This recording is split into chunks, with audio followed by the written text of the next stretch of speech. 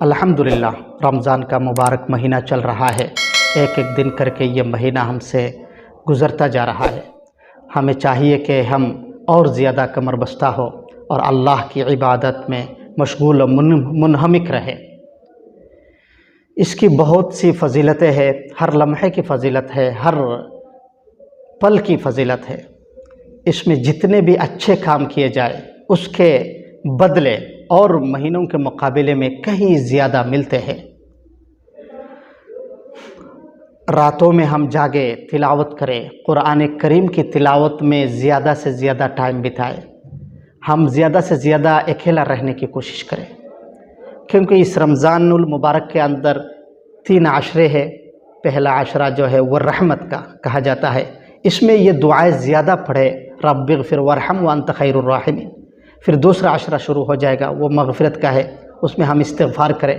پھر تیسرا عشرہ جو ہے وہ خلاصی کا ہے، تو اس میں ہم اللہ سے دعائیں کریں، اور جو دعائیں مسنون دعائیں منقول ہے ان کو پڑھتے رہیں۔ اللہم انک عفو تحب العفو فاعف عنا یا غفور، اس طریقے سے۔ اور رمضان المبارک کے اندر ہم زیادہ سے زیادہ صدقہ کریں۔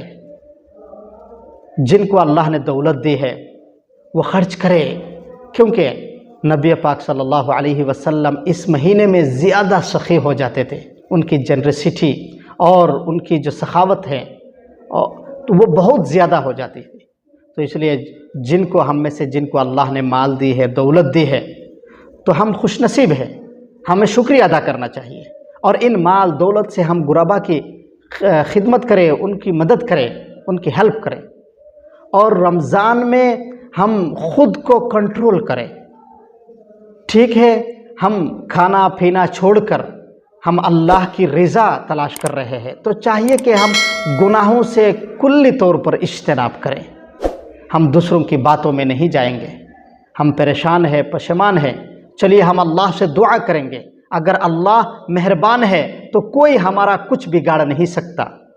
اس لیے مسلمانوں کو چاہیے کہ ہر وقت وہ دوسروں کی بھلائی میں اپنا دن گزارے۔ کنتم خیر امت اخرجت للناس، قرآن کریم کے اندر ہے کہ اس امت کی خاصیت یہی ہے کہ لوگوں کی بینیفٹس کے بارے میں سوچے، لوگوں کی بھلائی کے بارے میں سوچے۔ آج دیش کے حالات ناگفتہ بھی ہوتے جا رہے ہیں، تو اس لیے اس مبارک مہینے کے اندر ہم اللہ سے دعا کریں کہ اللہ ہمارے دیش کے اندر اب امن و سکون کا ماحول بنا دیجئے، اب دیش کے اندر بھائی چارگی اور محبت کا ماحول بنا دیجئے، پیار و محبت